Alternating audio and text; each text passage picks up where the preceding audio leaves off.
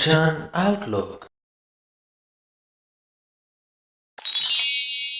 ਮਨੁੱਖ ਕਿਹੜੀਆਂ ਚੀਜ਼ਾਂ ਦਾ ਮਾਣ ਕਰਦਾ ਹੈ, ਗਰਵ ਕਰਦਾ ਹੈ ਤੇ ਇਹ ਕਿਉਂ ਨਹੀਂ ਕਰਨਾ ਚਾਹੀਦਾ। ਇਹ ਸੰਸਾਰ, ਇਹ ਜਗਤ ਇੱਕ ਬਗੀਚਾ ਹੈ ਜਿਹਦੇ ਵਿੱਚ ਅਨੇਕਾਂ ਹੀ ਪੇੜ ਉੱਗੇ ਹਨ, ਦਰਖਤ ਉੱਗੇ ਹਨ।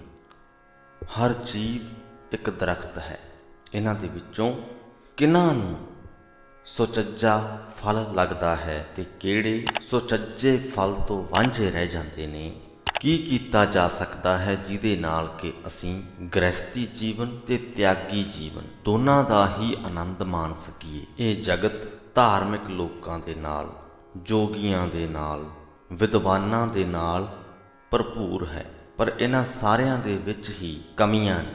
ਉਹ ਕਮੀਆਂ ਕਿਹੜੀਆਂ ਨੇ ਤੇ ਅਸੀਂ ਆਪਣੇ ਅੰਦਰੋਂ ਦੁੱਖਾਂ ਦੇ ਡੇਰੇ ਨੂੰ ਕਿਵੇਂ ਚੱਕ ਸਕਦੇ ਹਾਂ। ਇੰਨੇ ਸਾਰੇ ਸਵਾਲ, ਇਹਨਾਂ ਸਾਰਿਆਂ ਦੇ ਉੱਤਰ ਗੁਰੂ ਗ੍ਰੰਥ ਸਾਹਿਬ ਜੀ ਦੇ 385ਵੇਂ ਅੰਗ ਤੇ ਵਿਰਾਜਮਾਨ ਬਾਣੀ ਦੇ ਰਾਹੀਂ ਗੁਰੂ ਅਰਜਨ ਸਾਹਿਬ ਸਾਨੂੰ ਦੇ ਰਹੇ ਨੇ।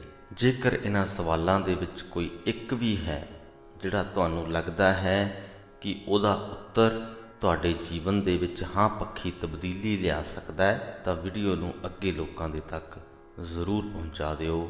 ਆਓ ਹੁਣ ਇਹਨਾਂ ਸਵਾਲਾਂ ਦੇ ਉੱਤਰ ਜਾਣਦੇ ਹਾਂ। ਆਸਾ ਮਹਿਲਾ ਪੰਜਵਾਂ। ਪਾਵਤ ਰਲੀਆ ਜੋਬਨ ਬਲੀਆ, ਨਾਮ ਬਿਨਾ ਮਾਟੀ ਸੰਗ ਰਲੀਆ।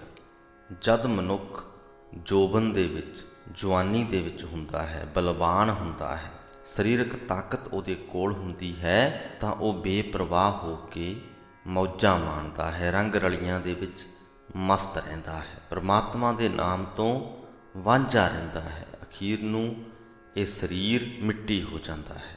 ਜੋ ਬਲ ਹੈ ਸਰੀਰਕ ਹੈ ਤੇ ਸਰੀਰ ਨੇ ਮਿੱਟੀ ਹੋ ਜਾਣਾ ਹੈ। ਆਤਮਾ ਨੂੰ ਬਲਵਾਨ ਕੀਤਾ ਨਹੀਂ ਕਿਉਂਕਿ ਨਾਮ ਜਪਿਆ ਨਹੀਂ। ਸੋ ਅੰਤ ਵੇਲੇ ਜਦ ਸਰੀਰ ਨੇ ਮਿੱਟੀ ਹੋਣਾ ਹੈ, ਉਸ ਵਕਤ ਆਤਮਾ ਦਾ ਸਹਾਰਾ ਕੋਈ ਨਹੀਂ ਰਹਿ ਜਾਂਦਾ।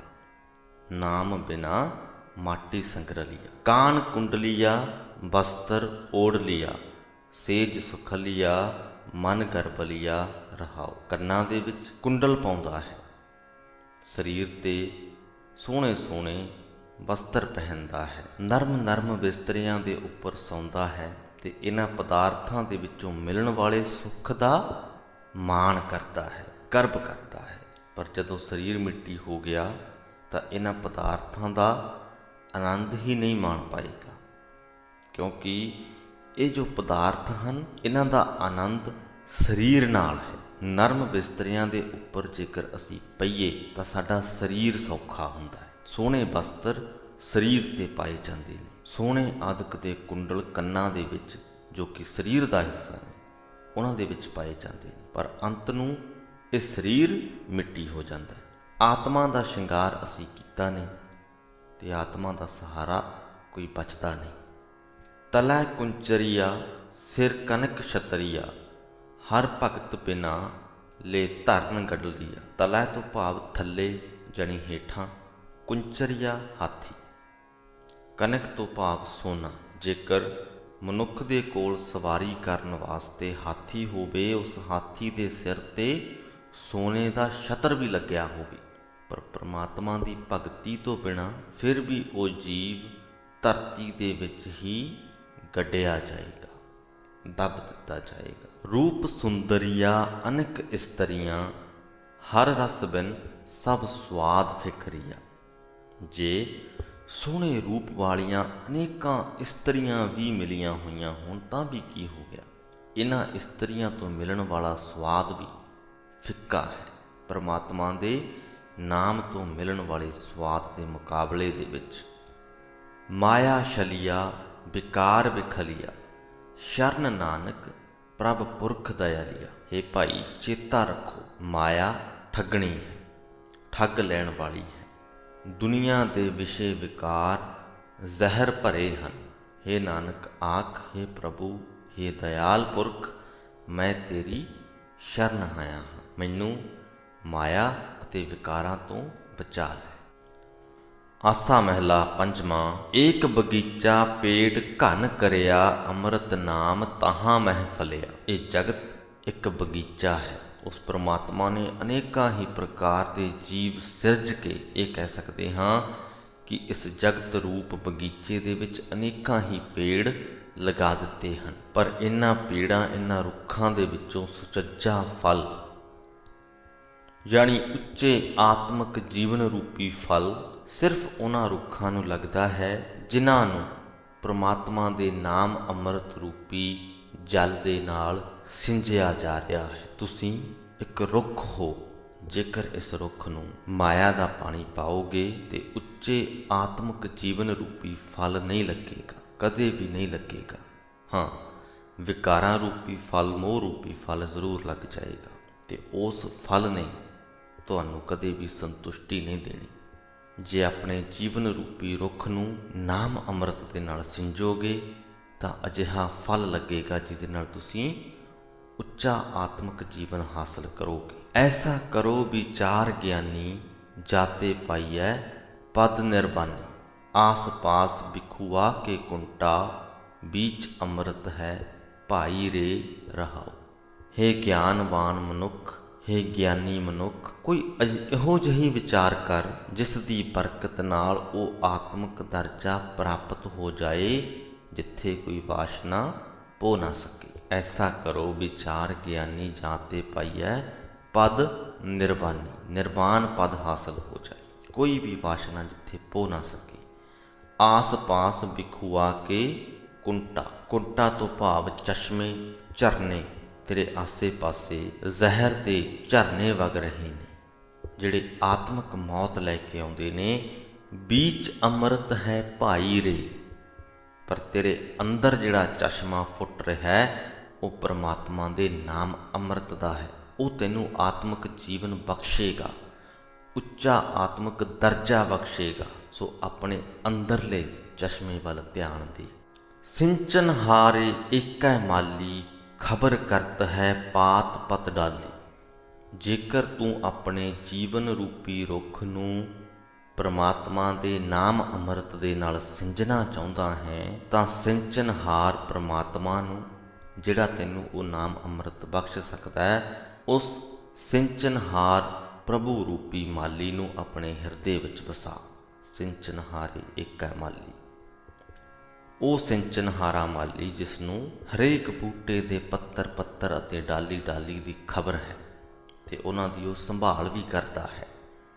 ਸਗਲ ਬਨਸਪਤ ਆਣ ਜੜਾਈ, ਸਗਲੀ ਫੂਲੀ ਨਿਫਲ ਨਾ ਕਾਈ। ਭਾਈ, ਉਸ ਪ੍ਰਮਾਤਮਾ ਨੇ ਇਸ ਜਗਤ ਰੂਪੀ ਬਗੀਚੇ ਦੇ ਵਿੱਚ ਸਾਰੀ ਹੀ ਬਨਸਪਤੀ ਲਿਆ ਕੇ ਸਜਾ ਦਿੱਤੀ ਹੈ ਤੇ ਸਾਰੀ ਹੀ ਬਨਸਪਤੀ ਫੁੱਲ ਫਲ ਦੇ ਰਹੀ ਹੈ। ਕੋਈ ਵੀ ਬੂਟਾ ਫਲ ਤੋਂ ਖਾਲੀ ਨਹੀਂ। ਉਹ ਗੱਲ ਵੱਖਰੀ ਹੈ ਕਿ ਕਈਆਂ ਬੂਟਿਆਂ ਨੂੰ ਉੱਚੇ ਆਤਮਿਕ ਜੀਵਨ ਰੂਪੀ ਫਲ ਲੱਗ ਰਿਹਾ ਹੈ ਤੇ ਕਈਆਂ ਨੂੰ ਵਿਸ਼ੇ ਵਿਕਾਰ ਅਤੇ ਜ਼ਹਿਰ ਰੂਪੀ ਫਲ ਲੱਗ ਰਹੇ ਨੇ। ਅੰਮ੍ਰਿਤ ਫਲ ਨਾਮ ਜਿਨ ਗੁਰ ਤੇ ਪਾਇਆ, ਨਾਨਕ ਦਾਸ ਤਰੀ ਤਿਨ ਮਾਇਆ।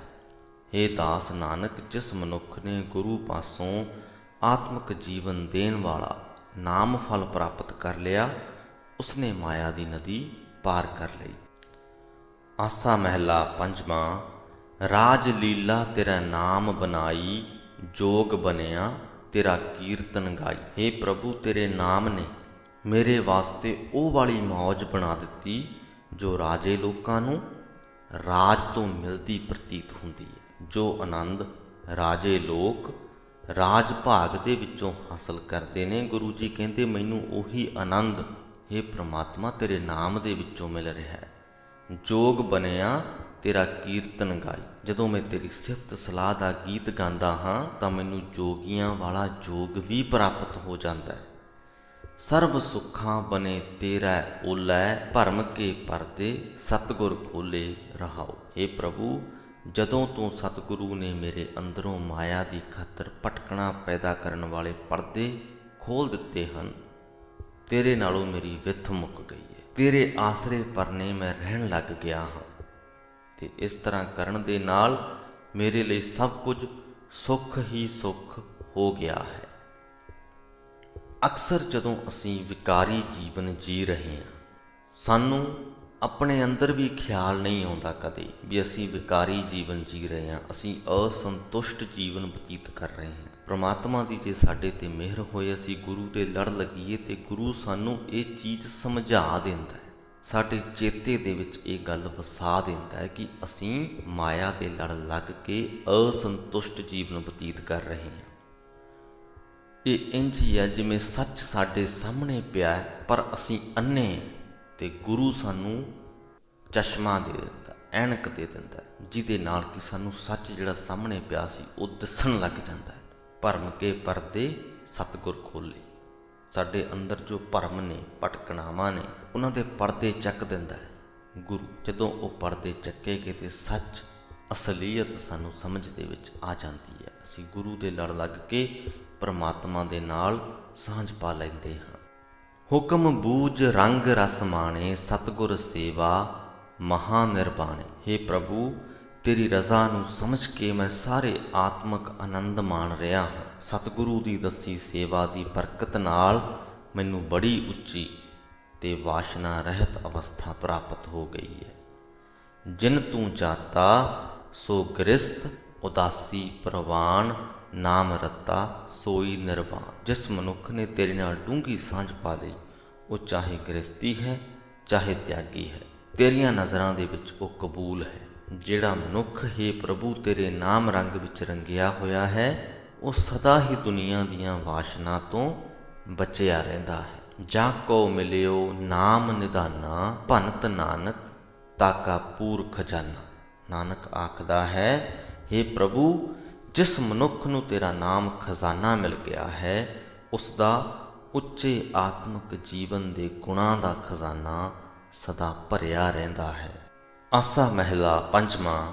ਤੀਰਥ ਜਾਓ ਤਾਂ ਹਉ ਹਉ ਕਰਤੇ, ਪੰਡਤ ਪੁੱਛੋ ਤਾਂ ਮਾਇਆ ਰਾਤੇ। ਗੁਰੂ ਸਾਹਿਬ ਕਹਿੰਦੇ, ਜੇ ਮੈਂ ਕਿਸੇ ਤੀਰਥ ਉੱਤੇ ਜਾਂਦਾ ਹਾਂ ਤਾਂ ਵੇਖਦਾ ਹਾਂ ਕਿ ਉੱਥੇ ਜੋ ਤੀਰਥ ਇਸ਼ਨਾਨ ਕਰਨ ਆਏ ਹੋਏ ਸ਼ਰਧਾਲੂ ਹਨ, ਉਹ ਮੈਂ ਕਰਦੇ ਫਿਰਦੇ ਨੇ। ਸਾਰੇ ਹੀ ਕਹਿ ਰਹੇ ਨੇ ਕਿ ਮੈਂ ਵੱਡਾ ਸ਼ਰਧਾਲੂ ਹਾਂ, ਮੈਂ ਵੱਡਾ ਧਰਮੀ ਹਾਂ, ਮੈਂ ਕਰਦੇ ਫਿਰਦੇ ਨੇ। ਜੇਕਰ ਕਿਸੇ ਪੰਡਤ ਨਾਲ ਗੱਲ ਕਰਾਂ ਤੇ ਉਹ ਵੀ ਮਾਇਆ ਦੇ ਵਿੱਚ ਗ੍ਰਸਤ ਹੋਏ ਜਾਪਦੇ ਨੇ, ਮਾਇਆ ਦੇ ਰੰਗ ਵਿੱਚ ਰੰਗੇ ਹੋਏ ਜਾਪਦੇ ਨੇ।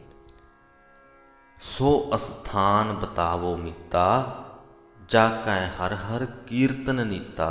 ਰਹਾਓ, ਹੇ ਮੇਰੇ ਮਿੱਤਰ, ਤੂੰ ਮੈਨੂੰ ਉਹ ਥਾਂ ਦੱਸ ਜਿੱਥੇ ਹਰ ਵੇਲੇ ਪ੍ਰਮਾਤਮਾ ਦੀ ਸਿਫਤ ਸਲਾਹ ਹੁੰਦੀ ਹੋਵੇ। ਸ਼ਾਸਤਰ ਵੇਦ ਪਾਪ ਪੁੰਨ ਵਿਚਾਰ, ਨਰਕ ਸੁਰਗ ਫਿਰ ਅਵਤਾਰ। ਜੋ ਸ਼ਾਸਤਰ ਤੇ ਵੇਦ ਹਨ, ਉਹ ਪੁੰਨ ਤੇ ਪਾਪ ਦੀ ਗੱਲ ਕਰਦੇ ਨੇ। ਉਹ ਦੱਸਦੇ ਨੇ ਕਿਹੜੇ ਕੰਮ ਪੁੰਨ ਹਨ, ਕਿਹੜੇ ਕੰਮ ਪਾਪ ਹਨ, ਤੇ ਇਹ ਵੀ ਦੱਸਦੇ ਨੇ ਕਿ ਕਿਹੜੇ ਕੰਮਾਂ ਦੇ ਕਰਕੇ ਨਰਕਾਂ ਦੇ ਵਿੱਚ ਤੇ ਕਿਹੜਿਆਂ ਦੇ ਕਰਕੇ ਸੁਰਗਾਂ ਦੇ ਵਿੱਚ ਪੈ ਜਾਈਦਾ ਹੈ। ਗ੍ਰਸਤ ਮਹਿ ਚਿੰਤ ਉਦਾਸ ਅਹੰਕਾਰ, ਕਰਮ ਕਰਤ ਜੀ ਕਉ ਜੰਜਾਰ। ਜੋ ਗ੍ਰਸਤੀ ਹਨ, ਉਹ ਚਿੰਤਾਵਾਂ ਦੇ ਵਿੱਚ ਘਿਰੇ ਹੋਏ ਨੇ, ਤੇ ਜੋ ਉਦਾਸੀਨ ਹੋ ਗਏ ਉਹ ਹੰਕਾਰੀ ਹੋ ਗਏ। ਉਦਾਸੀਆਂ ਨੂੰ ਇਸ ਗੱਲ ਦਾ ਹੀ ਹੰਕਾਰ ਹੋ ਗਿਆ ਕਿ ਉਹ ਉਦਾਸੀਨ ਹੋ ਗਏ ਨੇ, ਤੇ ਜੋ ਕਰਮਕਾਂਡ ਦੇ ਵਿੱਚ ਲੱਗੇ ਹੋਏ ਨੇ ਉਹ ਮਾਇਆ ਦੇ ਜੰਜਾਲ ਵਿੱਚ ਫਸੇ ਪਏ ਨੇ। ਕਰਮ ਕਰਤ ਜੀ ਕਉ ਜੰਜਾਰ, ਕਿਉਂਕਿ ਕਰਮਕਾਂਡ ਜੋ ਕੋਈ ਵੀ ਕਰਦਾ ਕਿਸੇ ਨਾ ਕਿਸੇ ਦੁਨਿਆਵੀ ਲਾਲਚ ਦੀ ਖਾਤਰ ਹੀ ਕਰਦਾ ਹੈ। ਇਹ ਮਿਲ ਜਾਏ ਤਾਂ ਮੈਂ ਇਹ ਕਰਮਕਾਂਡ ਕਰ ਲਵਾਂ। ਪ੍ਰਭ ਕਿਰਪਾ ਤੇ ਮਨ ਵਸ ਆਇਆ, ਨਾਨਕ ਗੁਰਮੁਖ ਤਰੀ ਤਿਨ ਮਾਇਆ। ਪ੍ਰਮਾਤਮਾ ਦੀ ਕਿਰਪਾ ਦੇ ਨਾਲ ਜਿਸ ਮਨੁੱਖ ਦੇ ਮਨ ਵਿੱਚ ਪ੍ਰਮਾਤਮਾ ਆ ਵਸਦਾ ਹੈ, ਉਹ ਗੁਰੂ ਦੇ ਲੜ ਲੱਗ ਕੇ, ਗੁਰੂ ਦੀ ਸ਼ਰਨ ਪੈ ਕੇ ਮਾਇਆ ਦੀ ਨਦੀ ਨੂੰ ਪਾਰ ਕਰ ਜਾਂਦਾ ਹੈ। ਸਾਧ ਸੰਗ ਹਰ ਕੀਰਤਨ ਗਾਈਐ, ਇਹ ਅਸਥਾਨ ਗੁਰੂ ਤੇ ਪਾਈਐ। ਰਹਾਉ ਦੂਜਾ। ਪਹਿਲੇ ਰਹਾਉ ਦੇ ਵਿੱਚ ਇੱਕ ਸਵਾਲ ਪੁੱਛਿਆ ਗਿਆ ਸੀ ਕਿ ਹੇ ਮਿੱਤਰ, ਮੈਨੂੰ ਦੱਸ ਉਹ ਥਾਂ ਜਿੱਥੇ ਸਦਾ ਹੀ ਪ੍ਰਮਾਤਮਾ ਦੀ ਸਿਫਤ ਸਲਾਹ ਹੁੰਦੀ ਹੋਵੇ। ਦੂਜੇ ਰਹਾਉ ਦੇ ਵਿੱਚ ਉੱਤਰ ਦੇ ਦਿੱਤਾ ਕਿ ਸਾਧ ਸੰਗਤ ਵਿੱਚ ਰਹਿ ਕੇ ਸਦਾ ਪ੍ਰਮਾਤਮਾ ਦੀ ਸਿਫਤ ਸਲਾਹ ਕਰਦੇ ਰਹਿਣਾ ਚਾਹੀਦਾ ਹੈ। ਸਾਧ ਸੰਗਤ ਹੈ ਉਹ ਥਾਂ ਜਿੱਥੇ ਸਦਾ ਪ੍ਰਮਾਤਮਾ ਦੀ ਸਿਫਤ ਸਲਾਹ ਹੁੰਦੀ ਹੈ, ਤੇ ਇਹ ਥਾਂ ਗੁਰੂ ਪਾਸੋਂ ਲੱਭਦਾ ਹੈ। ਆਸਾ ਮਹਿਲਾ ਪੰਜਵਾਂ।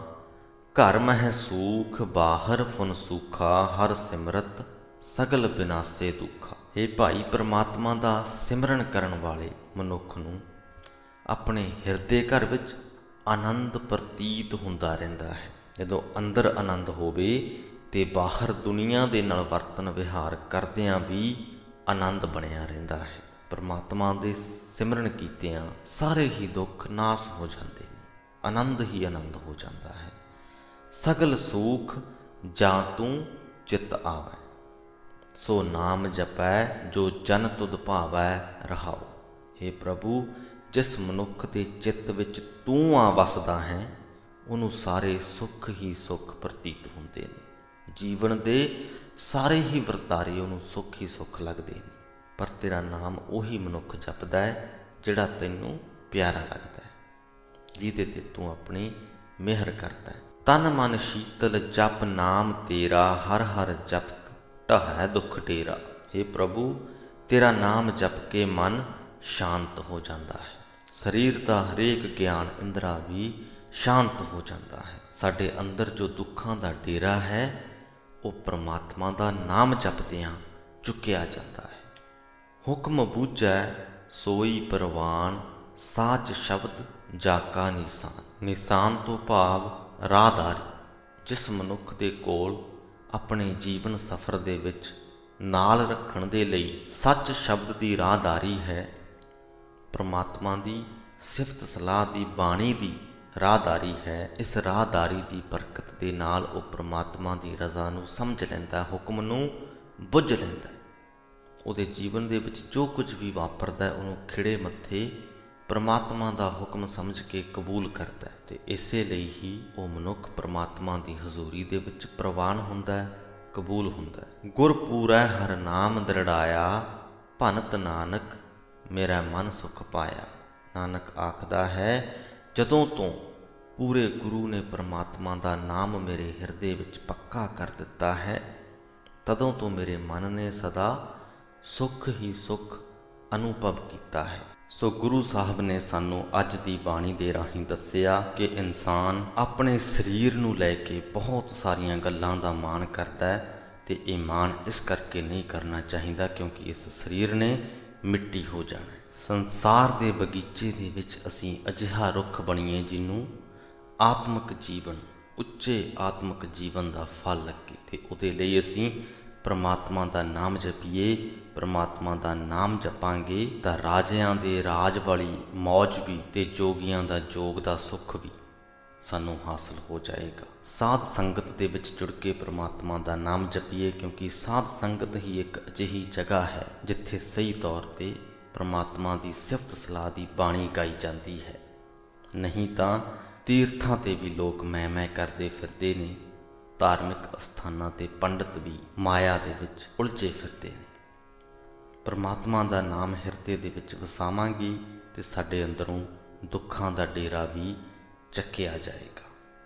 ਸੋ ਉਹ ਸਾਰੇ ਸਵਾਲ ਜੋ ਵੀਡੀਓ ਦੀ ਸ਼ੁਰੂਆਤ ਦੇ ਵਿੱਚ ਤੁਹਾਡੇ ਨਾਲ ਸਾਂਝੇ ਕੀਤੇ, ਉਮੀਦ ਕਰਦੇ ਹਾਂ ਸਾਰਿਆਂ ਦੇ ਹੀ ਜਵਾਬ ਤੁਹਾਨੂੰ ਮਿਲ ਗਏ ਹੋਣਗੇ। ਇੱਥੇ ਹੀ ਫਤਿਹ ਕਬੂਲ ਕਰੋ ਜੀ।